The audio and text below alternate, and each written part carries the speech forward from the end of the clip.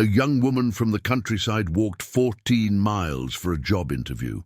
The next day, the CEO knocked on her door. Before we begin, tell us in the comments which city you're watching from. And at the end, don't forget to rate this story from 0 to 10. Enjoy the story. Emma Lawson squinted at her phone screen, the cracked glass reflecting the early morning sunlight. 5% battery, no signal, and Google Maps frozen on the last cached image of Route 16. Perfect. "You've got to be kidding me," she muttered, shaking the device as if that might somehow restore its functionality. The rental car agency's cheerful, "Sorry, we're all out," sign still burned in her memory from yesterday evening when she'd arrived at the regional airport serving Bakersfield County. 14 miles. That's what the gas station attendant had told her when she'd asked how far it was to Westfield Plaza in the city center.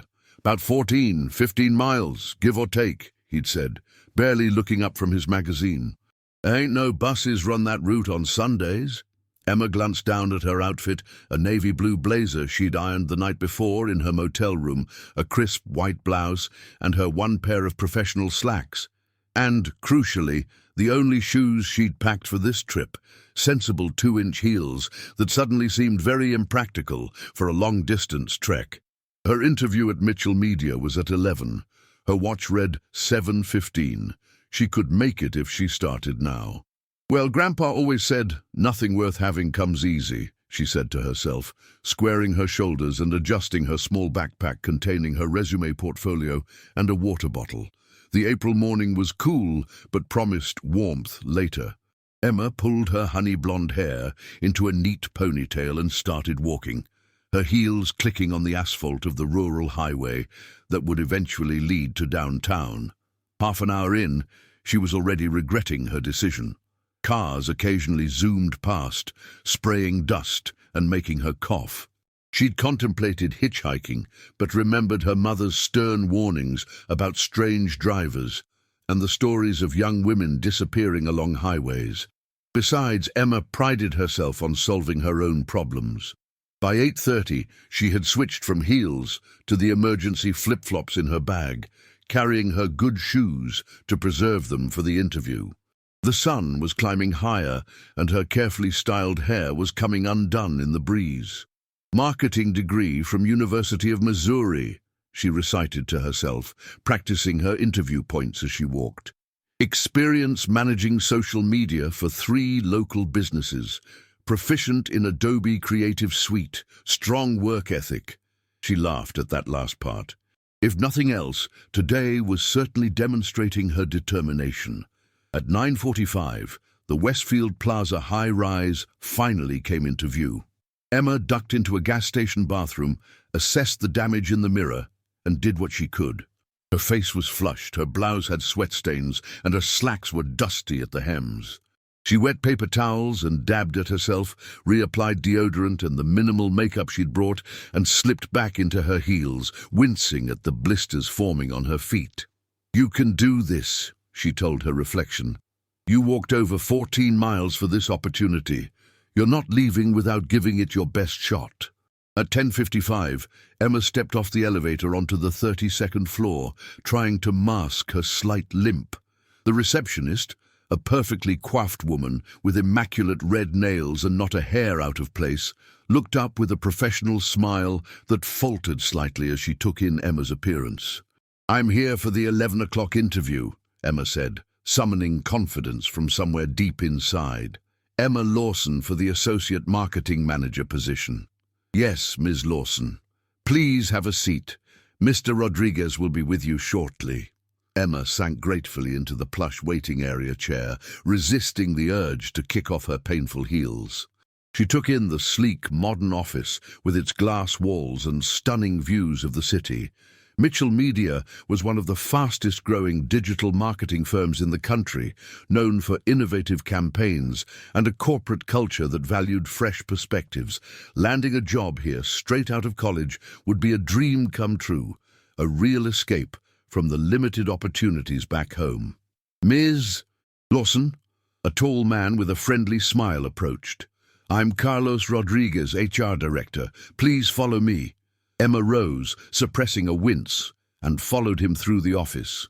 As they passed an open meeting room, she couldn't help noticing a heated discussion taking place inside. A man, with his back to the door, was gesturing emphatically at presentation boards. "That's not good enough," she heard him say, his voice deep and commanding. "The client wants innovation, not the same recycled concepts with new fonts." Carlos noticed her glance. "That's our CEO, Blake Mitchell. Monday morning creative reviews can get intense." Emma nodded, catching only a glimpse of broad shoulders and dark hair, before Carlos led her around a corner to a smaller conference room. The interview started disastrously. Emma's portfolio pages stuck together from humidity, her voice cracked from dehydration, and she couldn't fully concentrate due to the throbbing pain in her feet. Carlos was professional, but increasingly disengaged as the minutes ticked by. "So, Ms. Lawson," he said after 30 uncomfortable minutes. "Why Mitchell Media specifically?" Emma took a deep breath. "Honestly, because you're the best, and I want to learn from the best. I know I don't look particularly impressive today." She gestured to her disheveled appearance. "But I walked 14 miles to get to this interview after my rental car fell through. I grew up watching my parents work 16-hour days on our family farm. I understand that success requires going the extra mile. Literally, in my case today." Carlos's expression shifted slightly. "You walked here? From where?" "The Sunset Motel off Route 16. It was the closest accommodation I could afford." Emma straightened her shoulders. "I know I'm not from a prestigious school or a big city background, but I understand how to connect with everyday consumers, the people most brands are trying to reach. I'm creative, I'm determined, and I never give up." Before Carlos could respond, there was a knock, and the door swung open. The man from the meeting room, Blake Mitchell himself, stuck his head in. "Sorry to interrupt, Carlos. Just checking if you've seen the Midwest market research." He stopped, his eyes landing on Emma. Up close, Blake Mitchell was younger than Emma had expected for a CEO, early 30s perhaps, with intelligent grey eyes and the kind of features that suggested both privilege and hard work. His tailored suit probably cost more than her entire wardrobe. "Mr. Mitchell, this is Emma Lawson, interviewing for the associate marketing position," Carlos said. Blake nodded politely. "Nice to meet you, Ms. Lawson." His gaze lingered for a moment on her flushed face and slightly rumpled appearance before he turned back to Carlos. "Find me when you're done here." After he left, Emma tried to regain her composure, but she knew the interview was effectively over. Carlos wrapped things up with standard platitudes about many qualified candidates and "will be in touch." By the time Emma limped back to the elevator, she was fighting tears of frustration. She'd spent nearly her entire savings on this trip, convinced it would be her ticket out of small-town Missouri. Now she faced a 14-mile walk back to her motel room with nothing to show for it except blisters and humiliation. As the elevator doors were closing, a hand shot out to stop them. Blake Mitchell stepped in, now carrying a sleek leather portfolio. He nodded at Emma, then focused on his phone. They rode in silence for several floors before he spoke without looking up. "Route 16, was it?" Emma stared at him. "Excuse me? You walked from Route 16. That's quite a distance." Now he did look at her, his expression unreadable. "You were listening to my interview?" "The walls are glass, Miss Lawson. And I make it a point to know who we're considering bringing into our company." The elevator reached the lobby, and he gestured for her to exit first. "Good luck with your job search." Emma managed a tight smile and walked as normally as possible across the marble lobby, painfully aware of her sweat-stained blouse and dusty slacks.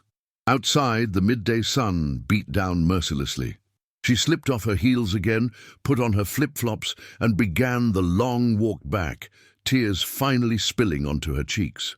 She was so focused on her misery that she didn't notice the black luxury SUV that pulled up alongside her until the window rolled down. "Ms. Lawson," called Blake Mitchell from the driver's seat. "Can I offer you a ride?" Emma froze, embarrassment warring with the practical reality of her situation. Her feet were killing her, the temperature was climbing, and she had at least 4 hours of walking ahead of her. "I don't make a habit of accepting rides from strangers," she said stiffly. A hint of a smile touched his lips. "Blake Mitchell, CEO of Mitchell Media. Now we're not strangers." When she hesitated, he added, "Look, I'm heading to a meeting near the airport. Route 16 is on my way. Professional courtesy, nothing more." Pride told her to refuse. Common sense won out. "Thank you," she said, climbing into the passenger seat of the air-conditioned vehicle with its butter-soft leather seats. "That's very kind." As they pulled away from the curb, Emma was acutely aware of the contrast between them, his immaculate appearance and obvious wealth versus her disheveled state and empty bank account. She stared out the window, expecting an uncomfortable silence for the duration of the ride. Instead, Blake Mitchell surprised her. "So," he said, navigating through downtown traffic, "tell me about these social media campaigns you managed back in Missouri." Emma turned to him, confused. "You want to continue my interview?" "I'm curious. Those local businesses you mentioned, what kind of growth did you generate for them?" Despite her exhaustion and disappointment, Emma found herself answering his questions, describing how she'd helped the town bakery increase foot traffic by 38% through targeted Instagram campaigns, and how she'd created a video series for the local hardware store that had expanded their customer base to neighboring counties. Blake asked insightful follow-up questions, pushing her to explain her strategic thinking and creative process. By the time they reached the Sunset Motel, Emma realized she'd just had a better interview in his car than she'd managed in the official one. As he pulled into the motel parking lot, Blake turned to her with an appraising look. "You have raw talent and impressive determination, Ms. Lawson. But Mitchell Media is fast-paced and highly competitive. We don't have time to train new graduates in the basics." Emma's momentary hope deflated. "I understand. Thank you for the ride, Mr. Mitchell. However," he continued, "I believe in investing in potential. We have an opening for a social media coordinator in our new regional office. It's entry-level, but could provide the experience you need." "Regional office?" Emma asked, confused.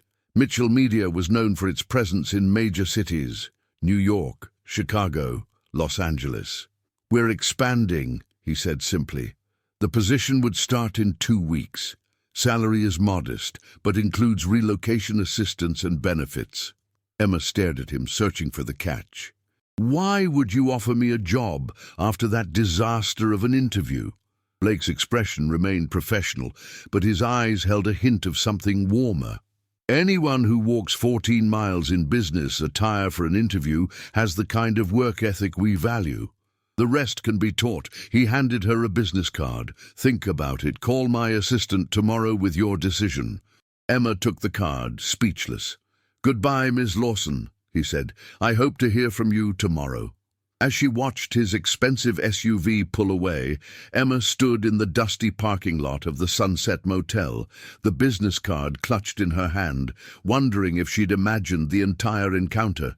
What she couldn't have known was that Blake Mitchell had already instructed his assistant to find out everything they could about Emma Lawson from University of Missouri, and that tomorrow he would be making an unexpected personal visit to discuss her potential employment, and perhaps to satisfy his curiosity about the determined young woman who had walked so far for an opportunity. Emma woke to the sound of rain pattering against the thin windows of the Sunset Motel. Her feet throbbed as she swung them over the edge of the sagging mattress, a sharp reminder of yesterday's marathon journey. The business card on the nightstand caught her eye, heavy cardstock with embossed lettering, "Blake Mitchell, Chief Executive Officer, Mitchell Media." Had that really happened? Had the CEO of one of the country's hottest marketing firms actually offered her a job from the driver's seat of his luxury SUV? Emma rubbed her eyes and checked her phone. 8:17 in the morning, and her flight back to Missouri wasn't until 7 that evening. Plenty of time to make a decision and call Blake's assistant as instructed. Social media coordinator, she murmured to herself. Not the associate marketing manager position she'd applied for, but still, a foot in the door at Mitchell Media. Yet something about the offer nagged at her. Why would a CEO personally intervene for an entry-level candidate who had bombed her interview? She shuffled to the bathroom, wincing with each step. A hot shower helped clear her head, though the motel's water pressure left much to be desired.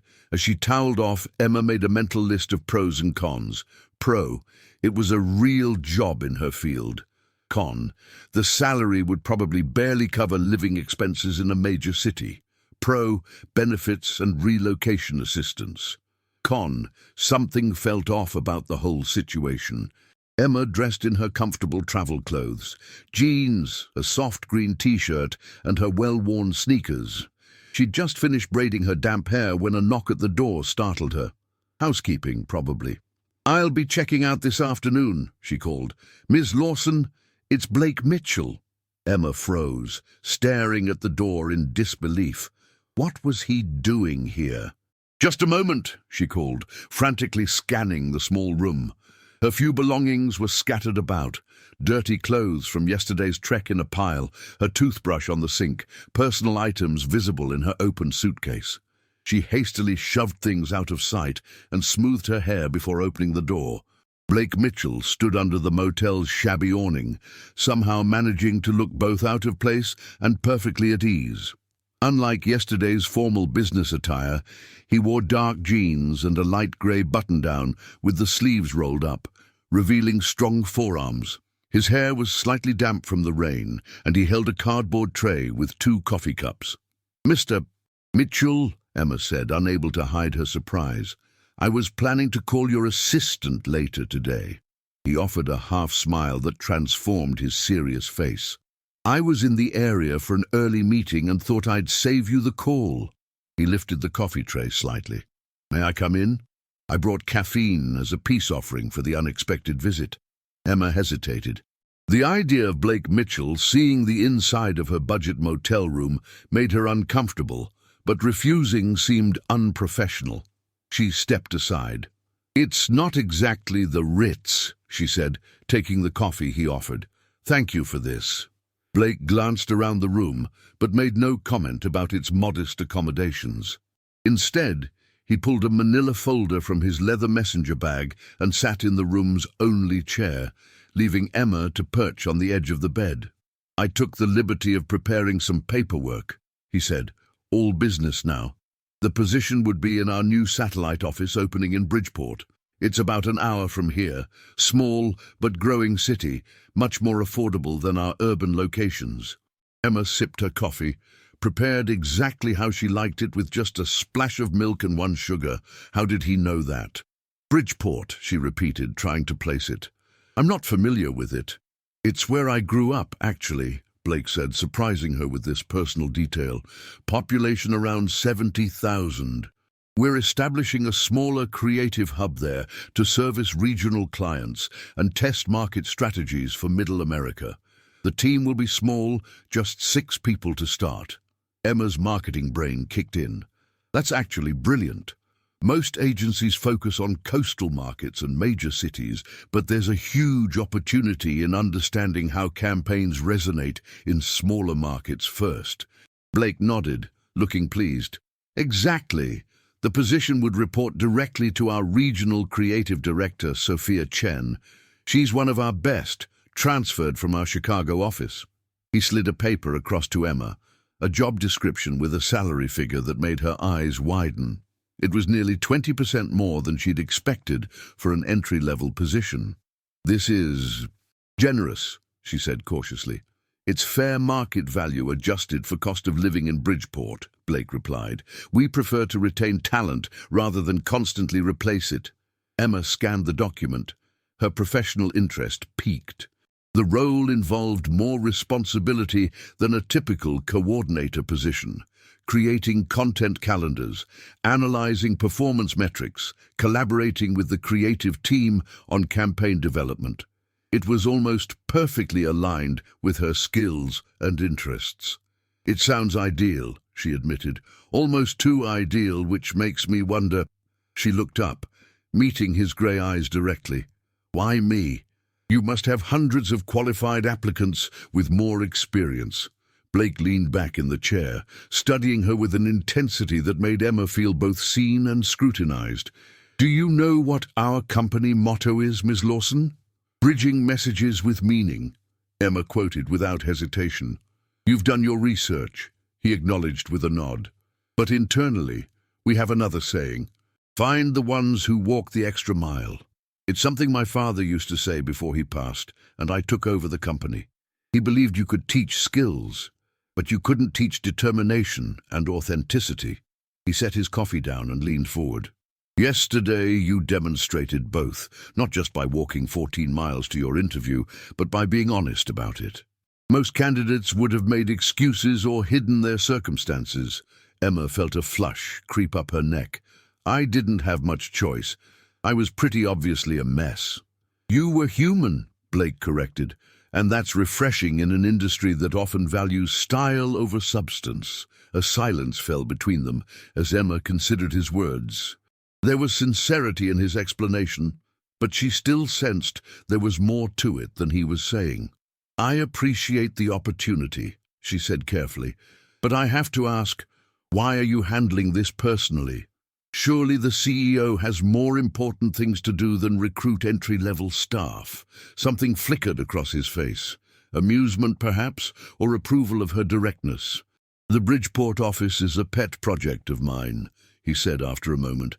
I'm personally invested in its success, which means I'm personally invested in building the right team. He reached for the folder again, pulling out more paperwork. And if I'm being completely transparent, your background resonated with me. My background? Small town, state school, working your way through college.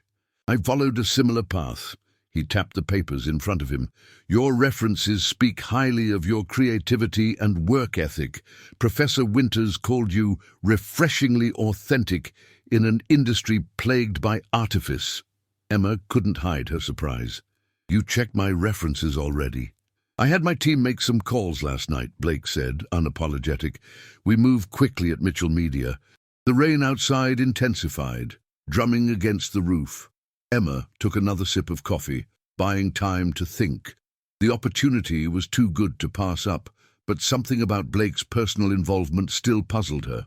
If I accept, she said finally, when would I start? Training begins a week from Monday. We'd cover your relocation costs, and there's temporary housing arranged for new employees until they can find their own place.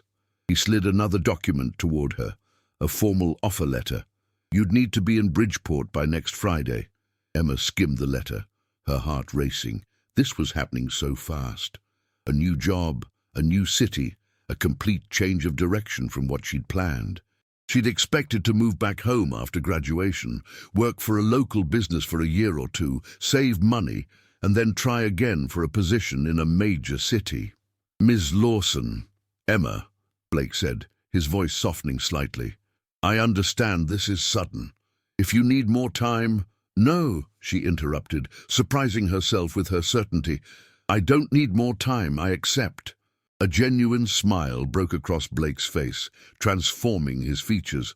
Emma was struck by how much younger he looked when not maintaining his serious CEO expression. Excellent, he said, handing her a pen. Sign here and here. I'll have HR email you the complete package with benefits information and relocation details. As Emma signed, she couldn't help asking, Do you always personally deliver job offers to motels in the rain, Mr. Mitchell? His smile turned enigmatic. Only when I have a good feeling about someone's potential. The way he looked at her as he said it, direct, appreciative but professional, sent an unexpected warmth through Emma that had nothing to do with the coffee. She reminded herself firmly that this was a business transaction. Blake Mitchell was now her boss's boss, not someone to develop any sort of personal feelings about. He gathered the signed paperwork, tucking it neatly back into the folder. Welcome to Mitchell Media, Emma.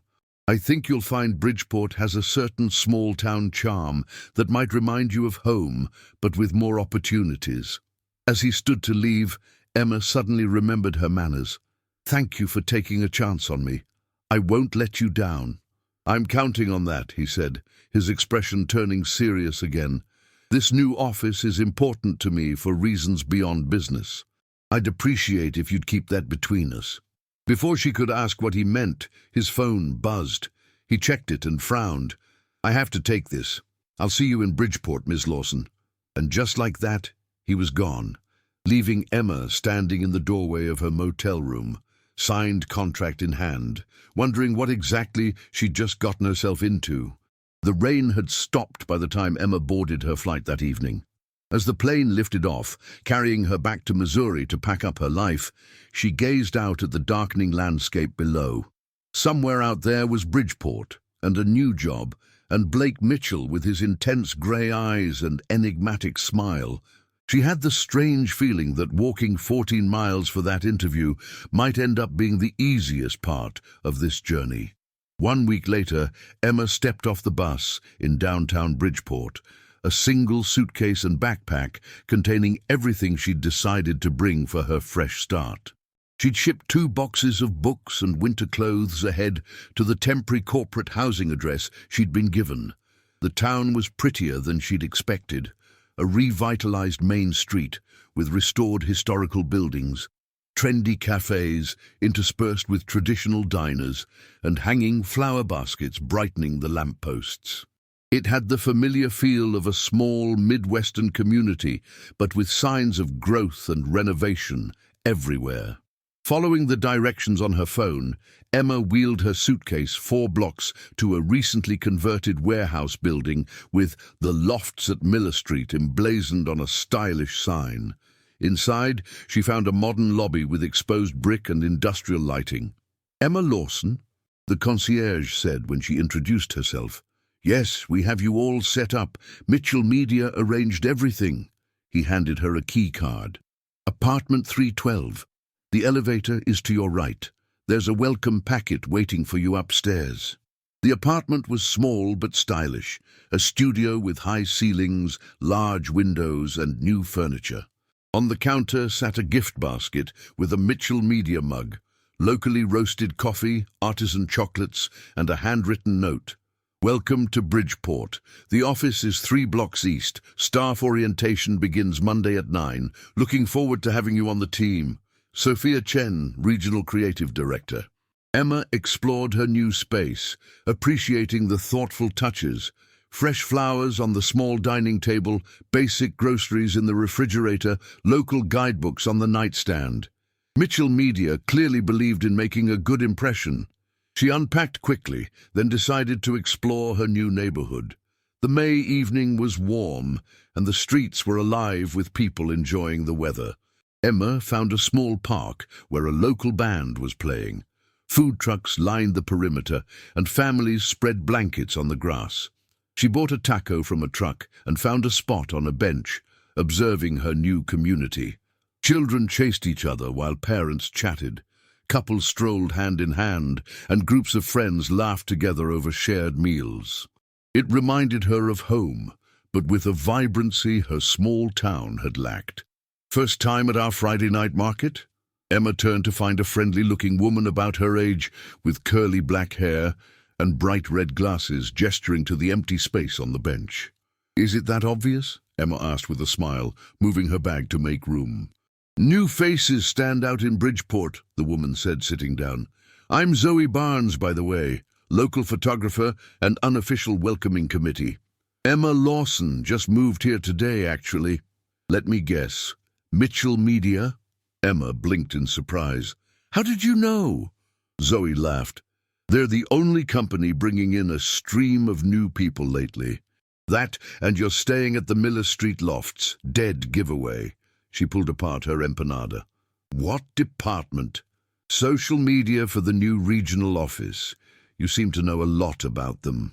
"Small town," Zoe said with a shrug. "Plus, I did some contract photography work for them last year. Blake Mitchell's quite the local celebrity around here." Emma's interest piqued at the mention of Blake. "Because he grew up here?" "That, and because he's pouring millions into revitalizing downtown when he could have chosen any major city for expansion." People are curious about his motivations. Zoe studied Emma with newfound interest. Have you met him? Briefly, Emma said, downplaying their interactions.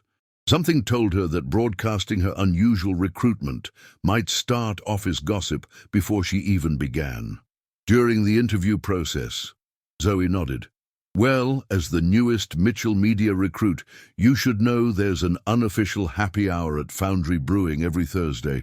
Good chance to meet people outside the office setting. They chatted easily as they finished their food, with Zoe pointing out local landmarks and offering recommendations for everything from the best coffee shop to which laundromat to avoid. Emma was grateful for the friendly welcome. As twilight settled, the band switched to slower songs. Couples moved to the small area in front of the stage to dance, and the atmosphere grew more romantic. I should head back, Emma said, gathering her things. Big weekend of settling in before work starts Monday.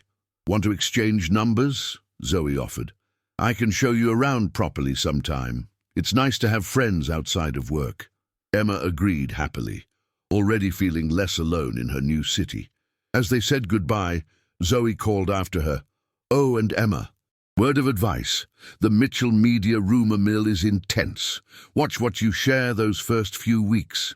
Walking back to her apartment in the gathering darkness, Emma mulled over Zoe's warning. She hadn't considered that her unusual recruitment might become office gossip fodder. Would people assume she'd gotten the job through some sort of favoritism? The thought made her uncomfortable. As she turned onto Miller Street, a black SUV slowed beside her, the same luxury vehicle Blake had driven in Bakersfield. The window lowered, revealing Blake in the driver's seat, his expression unreadable in the dim light. Ms. Lawson, settling in all right? Mr. Mitchell, Emma said, surprise evident in her voice. Yes, thank you. The apartment is lovely. He nodded, seeming pleased. Glad to hear it. I was just checking on the renovation progress at the office. An awkward silence fell between them. In the week since their meeting at the Sunset Motel, Emma had convinced herself she'd exaggerated the intensity of their interaction. But seeing him now, the sharp line of his jaw, the penetrating quality of his gaze, brought it all rushing back.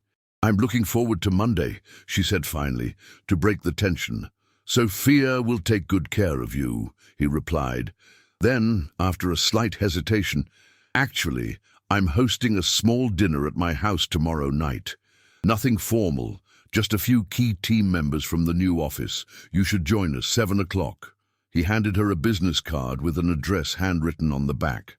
Before Emma could formulate a response, his window was rising, and the SUV was pulling away, leaving her standing on the sidewalk with the card in her hand and the distinct feeling that life in Bridgeport was going to be far more complicated than she'd anticipated. Back in her apartment, Emma stood at the window overlooking the now quiet street, Blake's dinner invitation playing on her mind. Was this normal company procedure or special treatment? And if it was the latter, why was the CEO taking such a personal interest in her? As she prepared for bed, her phone pinged with a text from an unknown number. Forgot to mention, Blake's house is impossible to find without local knowledge. Need a ride tomorrow night. Zoe. Emma stared at the message, wondering how Zoe knew about the dinner invitation she'd received just 30 minutes ago. Small town, indeed. With a mix of anticipation and apprehension, she typed her reply. That would be great, thanks. Is this dinner a regular thing? Zoe's response came quickly, first one since the office announcement. Interesting that you're invited before you've even started. Must have made quite an impression. Pick you up at 6:45. Emma set her phone down, a flutter of nervous excitement in her stomach. Tomorrow night, she would be having dinner at Blake Mitchell's house, apparently an honor that had Zoe raising virtual eyebrows. As she drifted off to sleep, Emma wondered what exactly Blake had meant when he said the Bridgeport office was important to him for reasons beyond business, and why he was going to such lengths to personally welcome her to the team. Emma spent Saturday exploring Bridgeport, deliberately trying to push thoughts of the evening's dinner out of her mind. The town charmed her, with its mix of historic architecture and modern amenities. She discovered a farmer's market in the town square, bought fresh flowers for her apartment, and found a quiet coffee shop where she spent 2 hours people-watching and making notes about local social media trends, a professional habit she couldn't seem to shake even on weekends. By late afternoon, anxiety about the dinner had crept back in. Emma stood before the modest wardrobe she'd brought, wishing she'd packed something more sophisticated than her usual practical attire. Her nicest dress, a forest green wrap style that her friends back home had insisted brought out her eyes, would have to do. She paired it with her only heels and the simple gold necklace her grandmother had given her for graduation. At precisely 6:45, her phone buzzed with a text from Zoe. "Downstairs. Whenever you're ready." Emma took a deep breath, checking her reflection one last time. Her honey-blonde hair fell in loose waves around her shoulders, and she'd applied just enough makeup to look polished but natural. "It's just a work dinner," she reminded herself firmly. "Not a date. Definitely not a date." Zoe waited in a cheerful yellow compact car, looking stylish in black jeans and a silky blouse. "You clean up nice, new girl," she said approvingly as Emma slid into the passenger seat. "Thanks for the ride," Emma said. "I would have had to splurge on a rideshare otherwise." "No problem. Blake's place is tricky to find even with GPS. It's outside town a bit." Zoe navigated through downtown streets that were lively with Saturday evening activity. "So, first week impression of Bridgeport." "I like it," Emma said honestly. "It feels like home, but with more to do." "Wait until winter," Zoe laughed. "Not much happening when there's 3 feet of snow, though the Mitchell Media holiday party is supposedly legendary." As they left the town centre, the streets became more residential, then gave way to winding country roads. After about 15 minutes, Zoe turned onto a gravel drive, partially hidden by ancient oak trees. "Holy!" Emma couldn't finish her exclamation as the house came into view. House wasn't the right word.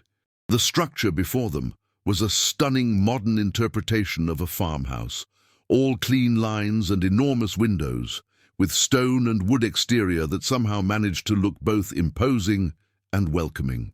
"Yeah, that was my reaction too, first time I saw it," Zoe said, pulling into a circular drive where several other cars were already parked. "Blake had it built 3 years ago when he decided to spend more time here. Local architect, local materials, but very Mitchell, understated luxury with perfect attention to detail." Emma swallowed hard. She'd known Blake was wealthy. He was a CEO after all, but this was another level entirely. "How many people will be here tonight?" "A small group, probably just the department heads for the new office and a few others. Maybe 12 total. Don't worry, they're all nice. Well, except maybe Garrett from finance. He can be a bit intense." They approached the front door, a massive wooden structure that swung open before they could knock. Blake stood in the entryway, dressed in dark jeans and a light blue button-down shirt with the sleeves rolled up, casual but impeccably tailored. His grey eyes warmed with recognition as they landed on Emma. "Ms. Lawson, glad you could make it," he said, then nodded to Zoe. "Miss Barnes, I see you've appointed yourself welcome wagon again." "Someone has to show the newbies around, Blake," Zoe replied, with the easy familiarity of someone who'd known him a long time. "Your directions are terrible." He smiled at that, a genuine smile that transformed his serious face, and gestured them inside. "Everyone's on the back deck. Help yourselves to drinks in the kitchen." The interior was just as impressive as the exterior.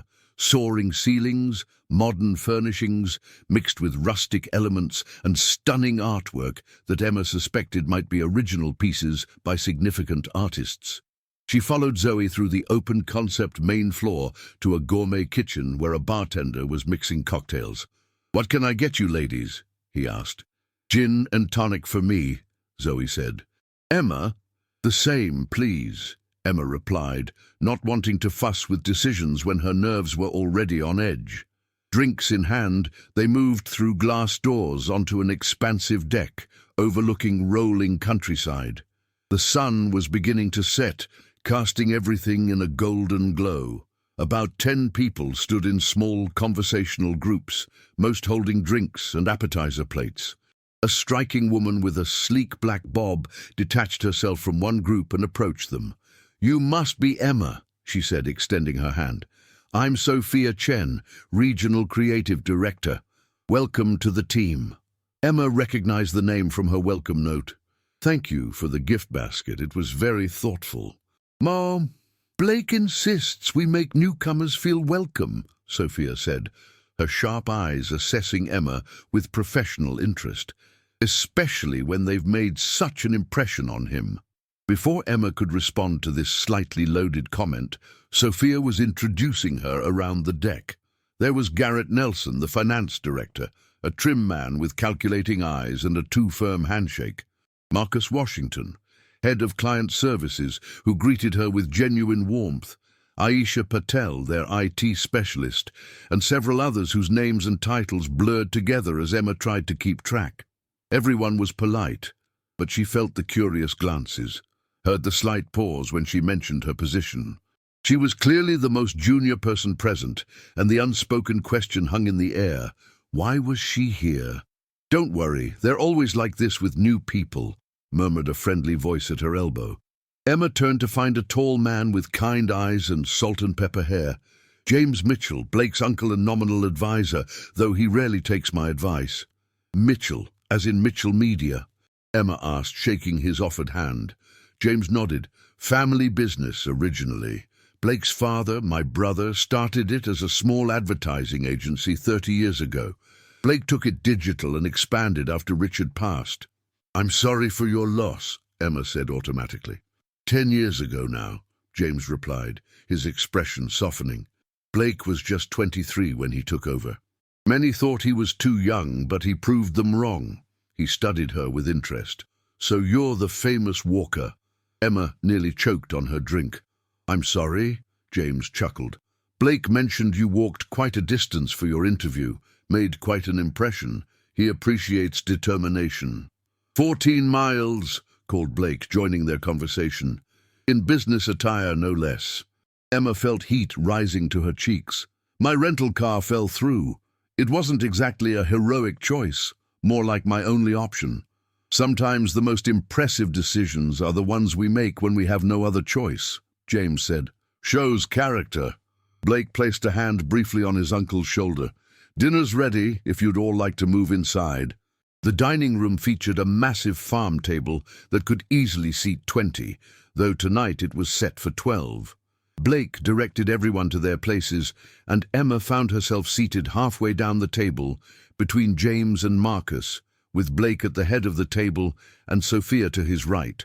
The meal was served family style. Platters of perfectly roasted vegetables, herb-crusted lamb, and fresh bread passed around the table. The food was excellent without being overly pretentious, and the wine flowed freely. Emma sipped cautiously, aware that this was still, essentially, a work function. Conversation flowed easily, focused mainly on the new office and upcoming projects.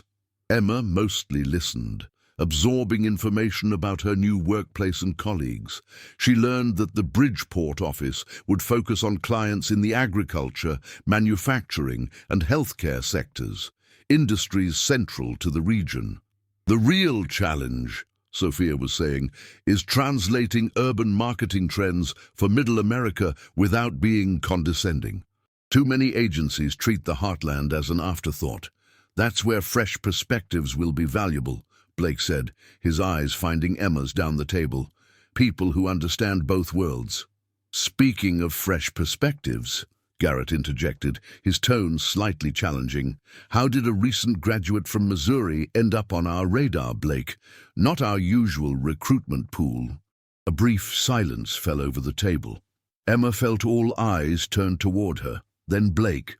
"Emma's portfolio showed exceptional instinct for authentic engagement," Blake replied smoothly, "and her background gives her insight into the markets we're targeting. Sometimes the best talent isn't found in the obvious places." Emma appreciated his response, but felt increasingly uncomfortable being discussed as though she weren't present. "I actually grew up on a small family farm," she said, addressing the table at large. "Social media was our main marketing tool because traditional advertising was too expensive. I learned by necessity." "Necessity is a powerful teacher," James commented approvingly. "Indeed," said Blake, raising his glass slightly in Emma's direction, "to finding talent in unexpected places." As the meal progressed, Emma gradually relaxed. The team seemed genuinely invested in the new office's success, and despite the initial curiosity about her presence, no one was openly hostile. By dessert, a delicious local berry cobbler with homemade ice cream, she was even contributing to the conversation, sharing observations about social media usage patterns in rural communities that drew interested questions from Sophia and Marcus. After dinner, the group scattered throughout the main floor. Some returned to the deck to enjoy the now starlit view, while others gathered in the living room. Emma helped clear plates, despite Blake's insistence that she didn't need to. "Old habits," she explained, stacking dishes by the sink where a caterer was already washing up. "My mother would be horrified if I didn't offer to help clean up after a meal." "Your mother raised you well," Blake said, leaning against the counter beside her. In the more intimate setting of the kitchen, away from the others, he seemed more relaxed. "Are your parents still farming?" Emma nodded. 300 acres in north-central Missouri. Mostly corn and soybeans, some livestock. My brother's taking over the operation." "And you chose marketing instead of agriculture." "I chose both, in a way," Emma said, surprising herself with her openness. "I love the land and the lifestyle, but I wanted something different for myself. Marketing lets me bridge those worlds, helping traditional businesses connect with modern consumers." Blake was watching her with that intense focus she was coming to recognize, as if he were memorizing her words. "That's precisely the perspective we need for this office, bridging worlds." A ghost of a smile touched his lips. "Bridging messages with meaning. The company motto," Emma acknowledged. "Emma." "My father's phrase," Blake said, something vulnerable flickering across his features before disappearing. He believed in the power of authentic connection long before it became marketing buzzwords. Before Emma could respond, Sophia appeared in the kitchen doorway. "Blake, the Westridge team is on the video call. They need your input on the campaign pivot." Blake straightened, professional mask sliding back into place. "Duty calls. Excuse me, Emma. Feel free to explore the grounds if you'd like. The view from the back lawn is worth seeing." Left alone, Emma decided to take his suggestion. She slipped out through the glass doors onto the deck, now illuminated by subtle landscape lighting, and descended the steps to the vast lawn that sloped gently downward toward what appeared to be a small lake. The night was warm for May, with a gentle breeze carrying the scent of fresh grass and wildflowers. Stars blanketed the sky, far more visible here than they had been in the light pollution of even small-town Bridgeport. It reminded Emma of home, of nights spent on the porch with her family, watching fireflies and listening to her father tell stories about the constellations. "Magnificent, isn't it?" Emma turned to find James Mitchell approaching, hands in his pockets, gaze directed skyward. "Yes," she agreed. "I miss this, living in town." "Blake bought this property for the night sky," James said. "He spent his childhood stargazing with his father on their old farm. It's one of the few indulgences he allows himself." Emma was surprised by this personal detail. "I wouldn't have pegged him as a stargazer," James chuckled. "There's a lot about my nephew that might surprise you. Behind that CEO facade is a farm boy who still remembers how to drive a tractor and mend fences." He gave her a sidelong glance. "Though I imagine you know something about that kind of duality yourself." "It does give you a certain perspective," Emma acknowledged, "appreciating both worlds without fully belonging to either." James nodded thoughtfully. "That's very insightful, Ms. Lawson. And precisely why Blake was so insistent on bringing you onto the team." He turned to face her fully. "I hope you don't mind an old man's curiosity, but I'm intrigued by your story. 14 miles is quite a journey for an interview. Emma shrugged, slightly embarrassed by the continued focus on what she viewed as a simple act of necessity. I needed the job. Walking was the only option. And if you'd known Blake Mitchell himself would be driving by, I'd still have been walking, Emma said firmly, though maybe I'd have brought better shoes. James laughed, a warm, genuine sound. I like you, Emma Lawson. This company needs more people willing to walk 14 miles in uncomfortable shoes. His expression turned more serious. Blake sees something in you that reminds him of himself at your age. Determined, practical, caught between two worlds. That's both an opportunity and a challenge. A challenge. Blake holds himself to impossible standards. He may do the same with you. James glanced back toward the house. Just remember that under that polished exterior is someone who understands more about your background than you might expect. Before Emma could probe further, voices approached from the deck. Zoe appeared with Marcus, both laughing about something. There you are, Zoe called. I was about to send out a search party. Ready to head back soon? I have an early photo shoot tomorrow.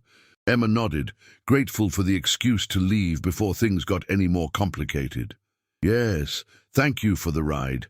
It was lovely meeting you, Mr. Mitchell, she added to James. James, please. I expect we'll be seeing more of each other. He gave her a knowing smile that left her wondering exactly what he meant. As they said their goodbyes, Blake reappeared from his video call, walking them to the door. He shook hands formally with Marcus and Zoe, then turned to Emma last. Thank you for coming, Miss Lawson. I hope it gave you a better sense of the team you'll be joining. It did, Emma said, noticing how he'd reverted to professional formality in front of the others. Thank you for including me. His hand was warm when it clasped hers, the contact brief but somehow significant. I'll see you at the office opening on Monday. In Zoe's car on the drive back to town, Emma stared out the window at the passing countryside, mind swirling with impressions from the evening. So, Zoe said after a few minutes of silence, thoughts on your first Mitchell gathering? Everyone seems nice, Emma replied cautiously. Zoe snorted. Nice is one word for it. Garrett was in full watchdog mode, Sophia was sizing you up like a new exhibit, and Blake, she glanced sideways at Emma, Blake was being very un-Blake-like. What do you mean? I've known Blake Mitchell since high school. He doesn't personally recruit entry-level staff. He doesn't seat newcomers next to his beloved uncle at dinner, and he definitely doesn't look at people the way he was looking at you. Emma felt her cheeks warm. I think you're misinterpreting professional interest for something else. Maybe, Zoe conceded, though she didn't sound convinced. Just be careful, Emma. Office politics at Mitchell Media can be complicated, and you're already the subject of speculation. Speculation? People are curious why Blake would personally bring someone straight out of college into his pet project office. Some think you must have exceptional talent he's recognized. Others think there must be a personal connection. Either way, you'll be under scrutiny. Emma sighed. Great! Just what I needed on my first week. Hey, it's not all bad. Blake doesn't put his reputation on the line for people unless he truly believes in them. That's a powerful endorsement. Zoe turned onto Miller Street, pulling up in front of Emma's building. Just keep some professional distance.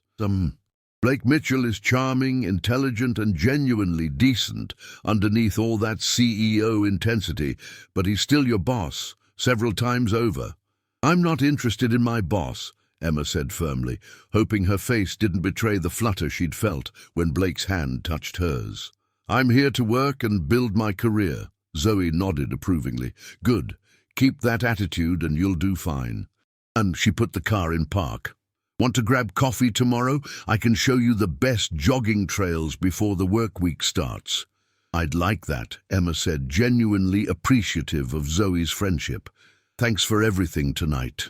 In her apartment, Emma kicked off her heels with relief and went to the window, gazing out at the quiet street below. The evening had left her with more questions than answers about Blake Mitchell, the successful CEO who remembered how to mend fences, the businessman with a sentimental attachment to stargazing, The employer who took a personal interest in her career for reasons she still didn't fully understand. Her phone buzzed with a text. Expecting Zoe with details about tomorrow, she was surprised to see an unknown number. "Thank you for bringing a fresh perspective to dinner conversation. Your insights about rural social media usage were spot on. Looking forward to seeing that perspective applied to our clients. Blake Mitchell." Emma stared at the message, uncertain how to respond or even if she should. How had he gotten her personal number? Eventually she typed, "Thank you for the opportunity and for a lovely evening. I'm excited to get started on Monday. Professional, appropriate, safe." His reply came almost immediately. "The team is lucky to have you, Emma. Get some rest. Mondays at Mitchell Media tend to be eventful." Emma set her phone down, her mind racing. It was just a text. A professional courtesy, nothing more. Yet as she prepared for bed, she couldn't shake the feeling that in accepting this job, she'd stepped onto a path far more complex than the 14-mile walk that had started it all. From her window she could see stars, not as many as at Blake's countryside home, but enough to remind her of their conversation about belonging to two worlds without fully fitting into either.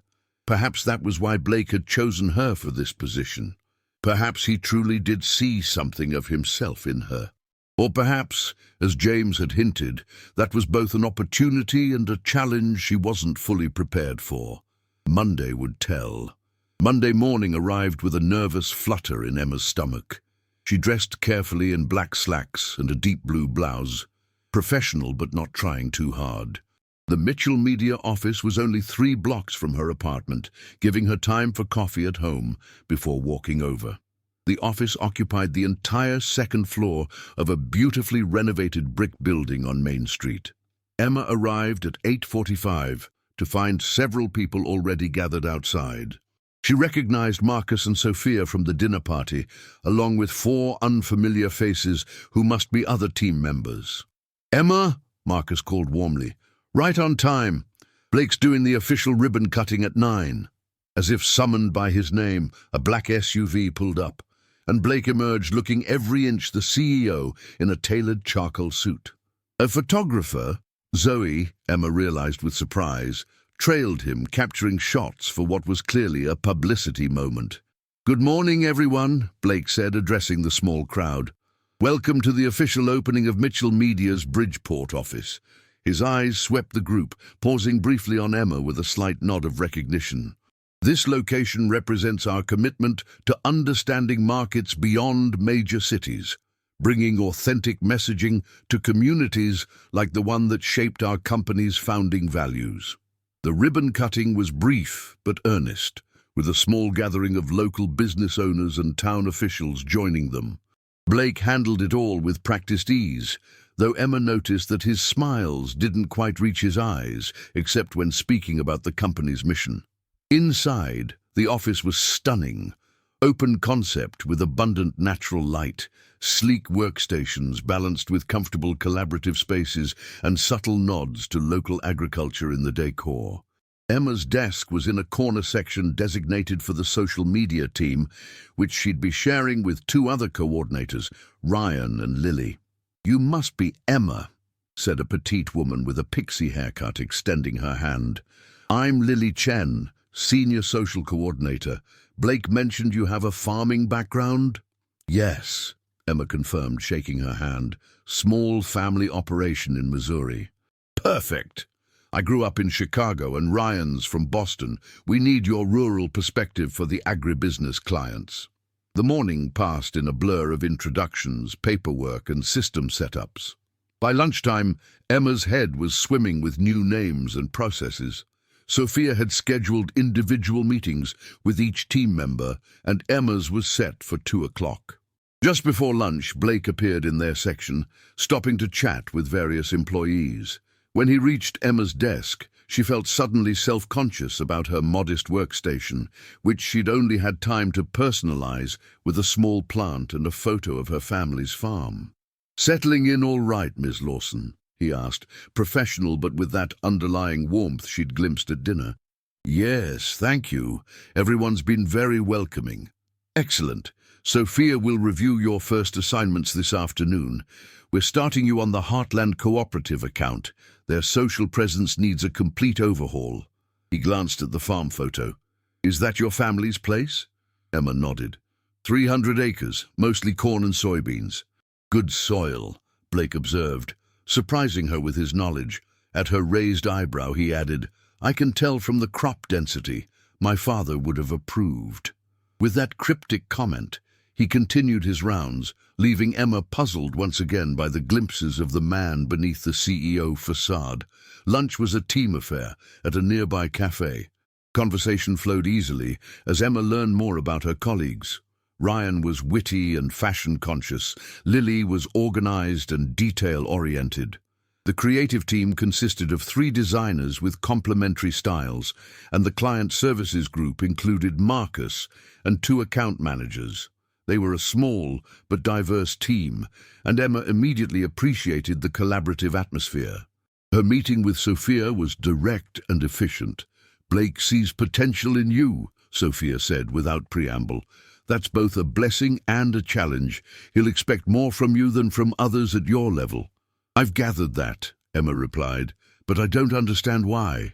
Sophia considered her for a moment. Blake believes in authentic connections. Your background gives you insight into markets that most marketing professionals don't understand firsthand. Use that advantage. She slid a folder across the desk. These are your first clients. I want strategy proposals by Friday. By 5:30, Emma's brain was saturated with new information. As the office began to empty, she remained, reviewing client materials and making notes. The Heartland Cooperative account interested her most, a farmers' alliance that needed help connecting with younger agricultural professionals. First one in, last one out? Emma looked up to find Blake leaning against the doorframe of the now empty social media area. He'd removed his suit jacket and loosened his tie, giving him a more approachable appearance. Just getting familiar with the clients, she explained, gesturing to the spread of materials. He nodded approvingly, then hesitated before asking, Have dinner with me? Emma blinked in surprise. Excuse me? To discuss the Heartland account? Blake clarified. I have history with them that's not in the briefing materials, could be valuable context for your strategy. She should say no. Dinner with the CEO on her first day would only fuel the speculation Zoe had warned about. Yet she couldn't deny the professional advantage of getting insider information. Is this something you do with all new employees? She asked carefully. A hint of a smile touched his lips, only the ones who walk 14 miles to interviews. Against her better judgment, Emma found herself gathering her things and following Blake to a small upscale restaurant a few blocks away. The host greeted him by name and led them to a quiet corner table. You come here often? Emma asked as they settled in. Best food in Bridgeport, Blake replied, and they don't make a fuss about who I am. Once they'd ordered, Blake recommending the locally sourced steak without looking at the menu, he shared the background on Heartland Cooperative. My father helped start it 40 years ago, he explained, small farmers pooling resources to compete with corporate agriculture. They've survived, but they're struggling to connect with the next generation of farmers who live on their phones. That's exactly the challenge I was identifying, Emma said, excited by the connection. They need to show how traditional farming values translate to modern agricultural practices. Their conversation flowed easily from marketing strategy to agricultural trends, to personal experiences of rural life. Emma found herself sharing stories about growing up on the farm, and to her surprise, Blake reciprocated with tales of summers spent on his grandparents' land. My father built the agency in Chicago, but made sure I understood where we came from, he explained. Every summer and school break I was driving tractors and baling hay alongside my cousins. Is that why you're expanding here? Returning to your roots. Something complicated crossed Blake's face. Partly, Bridgeport was struggling economically. The main employer, a manufacturing plant, closed 5 years ago. When I was looking at expansion locations, It made business sense, but also felt right. That's why people here see you as a local hero, Emma observed. Blake grimaced. I'm just a businessman making practical decisions. With a sentimental streak, Emma added boldly, then immediately wondered if she'd overstepped, but Blake just gazed at her thoughtfully before changing the subject. Tell me about your strategy for Heartland. By the time they finished dinner, Emma had a clearer vision for her first campaign and a better understanding of Blake Mitchell. Walking back toward her apartment, she realized they'd spent 2 hours talking without a single uncomfortable silence. Thank you for the insights, she said as they reached her building. It will make a huge difference in my approach. Thank you for the fresh perspective, Blake replied. It's refreshing to work with someone who truly understands these clients. He hesitated, then added more quietly, and who sees beyond the CEO title. Their eyes met in the soft glow of the street lamp, and for a moment Emma felt a dangerous pull toward him, not just as an attractive man, but as someone who understood her in a way few others did, bridging two worlds. Good night, Mr. Mitchell, she said firmly, taking a step back. Blake, he corrected, at least when we're discussing farming over dinner. Good night, Blake, she amended, turning toward her building before he could see the flush in her cheeks. Inside her apartment, Emma leaned against the closed door, heart racing. This job was already complicated enough without developing feelings for her boss. She would need to maintain professional boundaries, focus on proving herself based on merit, and ignore the way Blake Mitchell's rare, genuine smile made her feel. Tomorrow would be strictly professional. No more private dinners, no more personal conversations. She was here to build a career, not a relationship. With that resolution firmly in mind, she began preparing for her second day at Mitchell Media, unaware that maintaining distance from Blake would prove far more difficult than she anticipated. The following weeks settled into a rhythm as Emma established herself at Mitchell Media. Her Heartland cooperative strategy had been met with enthusiasm from both the client and the creative team. Sophia had even called it refreshingly authentic, high praise from the exacting creative director. Emma's social media expertise, combined with her first-hand understanding of rural communities, proved valuable across multiple accounts. By her fourth week, she'd been given lead responsibilities on 3 agricultural clients, unusual advancement for someone at her level. This rapid success came with complications. Some colleagues, particularly Ryan, seemed to resent her quick rise. Must be nice having the CEO as your personal mentor, he'd muttered after Emma's Heartland presentation had received special recognition at the weekly staff meeting. Emma tried to ignore such comments, focusing instead on producing exceptional work. She maintained strictly professional interactions with Blake, limiting their conversations to brief exchanges during meetings. He seemed to respect these boundaries, though she occasionally caught him watching her with that thoughtful intensity that made her pulse quicken. Then came the Prairie Heritage Festival account. It's yours, Sophia announced, dropping a folder on Emma's desk. Blake specifically requested you for this one. The annual festival celebrated agricultural traditions with modern twists, exactly the bridge between worlds that Emma understood. The catch?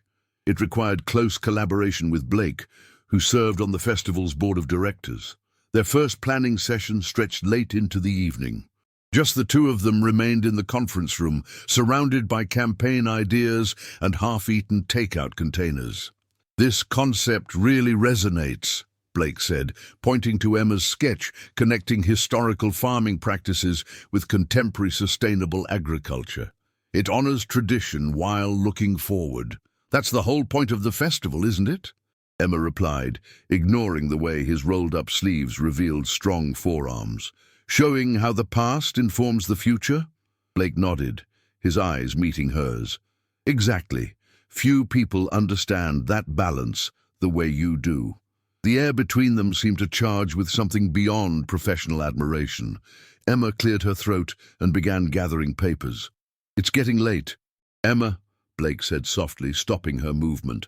I've respected your boundaries these past weeks. You've established yourself on merit alone, but I'd be lying if I said I didn't enjoy working directly with you again. Blake, just dinner, he said, to celebrate the Heartland campaign's success as colleagues. Against her better judgment, Emma agreed. Dinner at a small Italian restaurant outside town was comfortable, conversations flowing between professional topics and personal stories. Blake shared his father's struggles building the agency, while Emma spoke of her brother taking over their family farm. He always belonged there in a way I didn't, she admitted. I loved the land, but craved something different. I understand completely, Blake said. My father expected me to be satisfied with summers on the farm. He never realized I wanted both worlds permanently. Their shared understanding felt dangerously intimate. Walking back to Blake's car, their hands brushed accidentally. The brief contact sent warmth cascading through Emma. Back at her apartment building, Blake walked her to the door. "Thank you for dinner," Emma said, fumbling for her keys. "Emma," Blake's voice was low, serious. "I know this is complicated. I'm your boss. There are power dynamics at play. But when I'm with you, I'm not CEO Blake Mitchell. I'm just Blake, the farm kid, who still looks at stars and remembers what matters." Emma met his gaze, seeing vulnerability beneath the confident exterior. "What are you saying?" "That I care about you more than I should, and I think you feel something too." Before she could formulate a response that balanced professionalism with honesty, a voice called from the street. "Emma? Blake?" They turned to find Zoe approaching, camera bag over her shoulder. Her expression shifted from surprise to understanding as she took in their proximity. "Sorry to interrupt," she said. "Just finishing a night shoot nearby." The moment broken, Emma stepped back. "You're not interrupting. Blake was just leaving." Blake's face resumed its professional mask. "Good night, Ms. Lawson. We'll continue the festival planning tomorrow." With a nod to Zoe, he returned to his car. "So much for professional distance," Zoe observed once he'd driven away. "It's not what it looks like," Emma insisted, though her flushed cheeks suggested otherwise. "Emma, be careful," Zoe warned. "Office romances are complicated enough without adding CEO dynamics, and there are already rumors."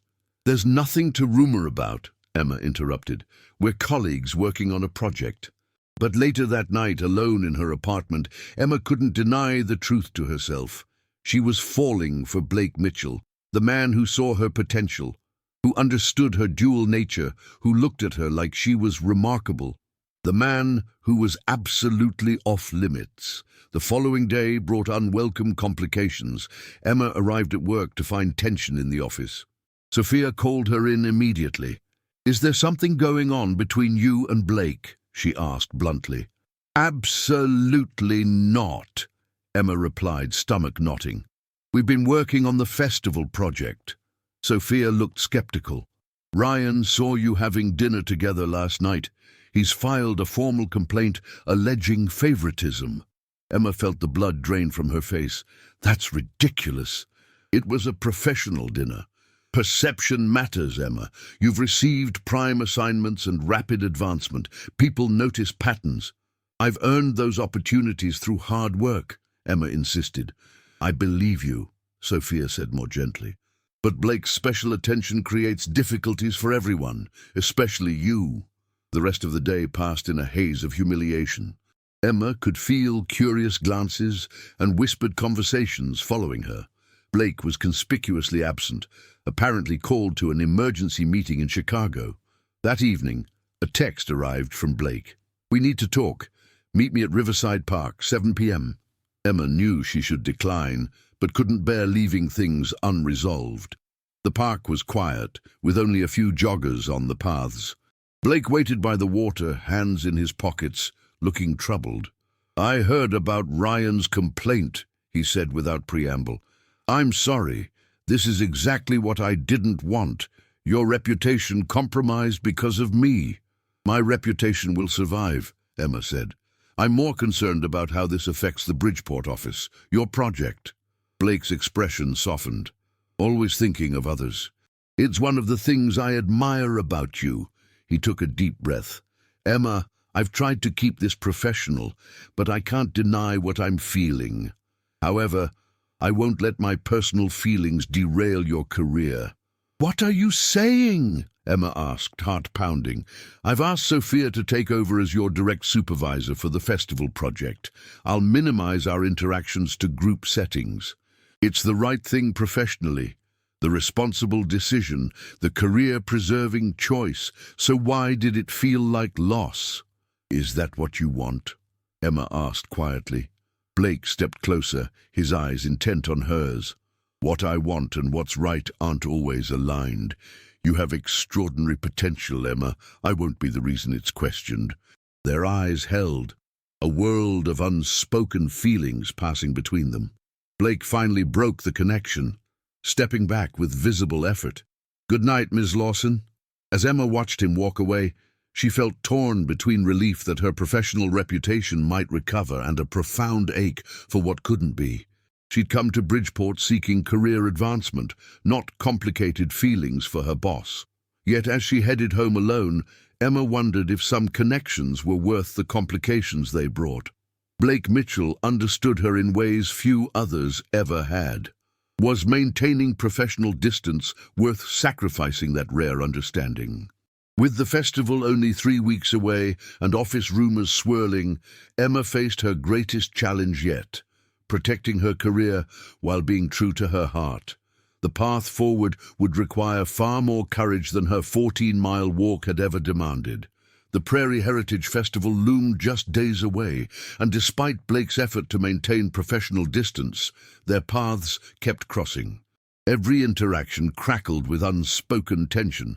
Meaningful glances across conference rooms, brief touches when passing documents, conversations that hovered on the edge of personal before pulling back to safety. Office gossip had mostly subsided after Sophia publicly praised Emma's work and reassigned several prime projects among the team. Even Ryan had grudgingly acknowledged her talent after her campaign for a local seed company generated record engagement. "You've proven yourself," Zoe told her over coffee. "People respect results." Still, Emma maintained careful boundaries, arriving early and leaving promptly at 5, declining team happy hours and channeling all her energy into the festival campaign. The strategy was working, professionally. Personally, she couldn't stop thinking about Blake. 2 days before the festival, disaster struck. A massive storm system swept through the region, flooding the festival grounds and damaging several key structures. The planning committee called an emergency meeting at Blake's house. Emma hesitated before going, but as lead on the social media strategy, her presence was necessary. When she arrived, the atmosphere was grim. "Insurance won't cover last-minute venue changes," the festival chairman was saying. "Postponing means losing our entertainment bookings and vendor commitments." "We can't postpone," Blake insisted. "This festival represents the connection between our agricultural past and future. It matters to this community. Unless you've got $200,000 and a miracle, Blake, I don't see options," another committee member replied. Emma watched Blake pace, saw the tension in his shoulders. This wasn't just business for him, it was personal. The festival represented everything he valued about his hometown. An idea struck her. "What about Mitchell Media's warehouse?" All eyes turned to her. "The building you just purchased for expansion," Emma continued. "It's massive, already has power and facilities, and it's sitting empty until renovations start next month." Blake stared at her, something like hope dawning in his eyes. "It could work. We'd need to completely revise the layout, alert vendors, update all promotional materials." "I can handle the communication strategy," Emma said. "Social media blasts, press releases, direct outreach to ticket holders. We position it as the show must go on, community resilience in the face of challenges." The energy in the room shifted from defeat to possibility. As the meeting broke up with renewed purpose, Blake pulled Emma aside. "Thank you," he said quietly. "This festival means more to me than most people understand."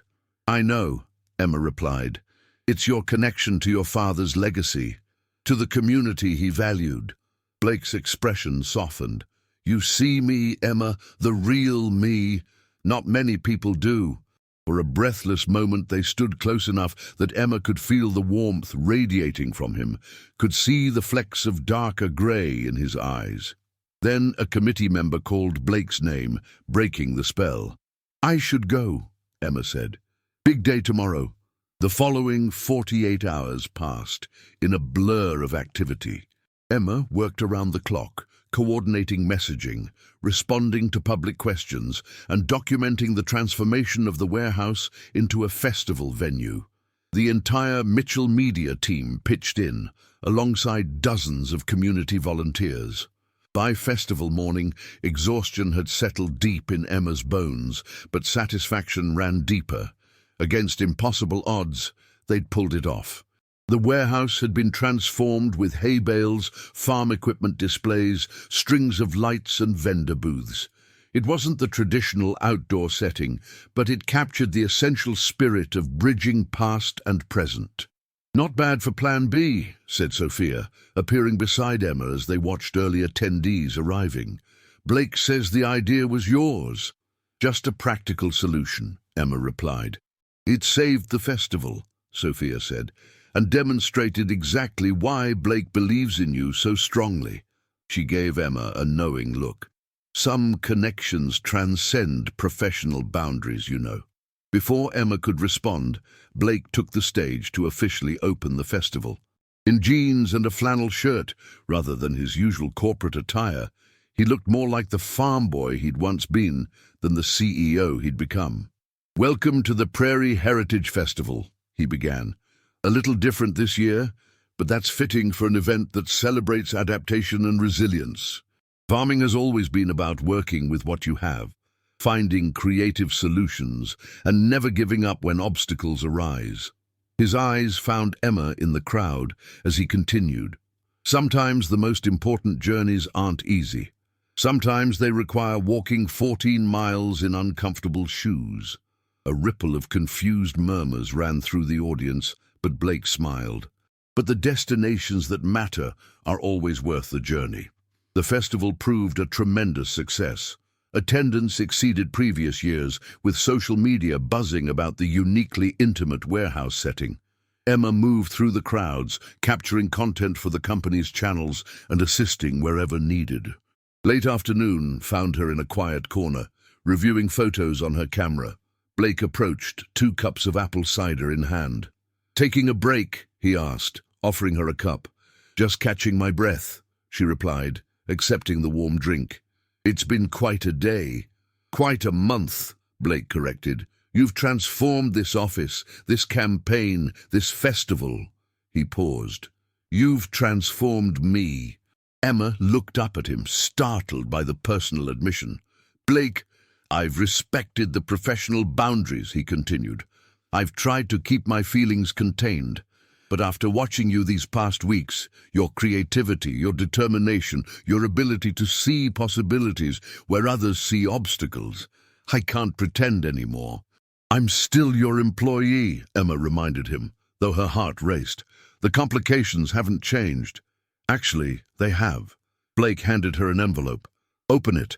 Inside was a formal letter offering Emma a position as social media director for a new Mitchell Media subsidiary, Heartland Connections, with a substantial salary increase and reporting structure completely separate from Blake. "You're promoting me?" she asked, confused.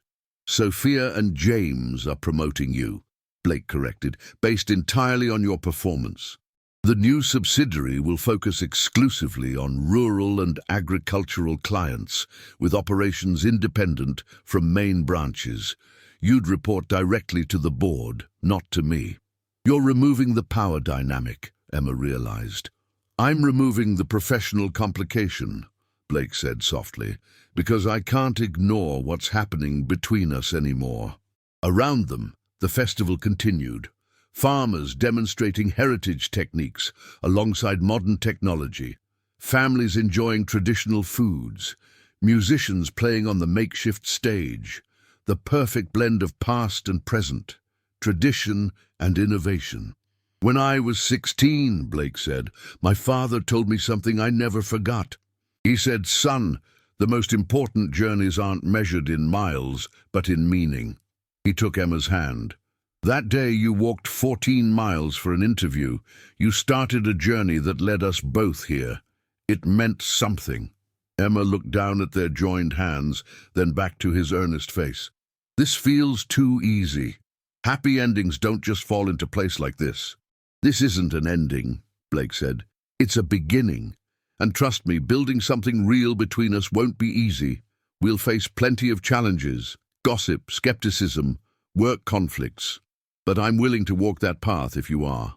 Emma thought about the journey that had brought her here, from a desperate walk in uncomfortable shoes to this moment of possibility.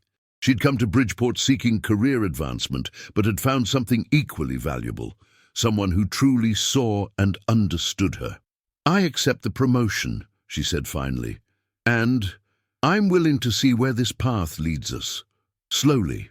Blake's smile was radiant. "I can work with slowly." As the festival lights came on against the gathering dusk, Blake kept hold of Emma's hand, both of them aware of curious glances, but no longer concerned about hiding. Whatever came next would have complications. Relationships always did. But they had something solid to build upon: mutual respect, shared understanding, and the courage to walk difficult paths together.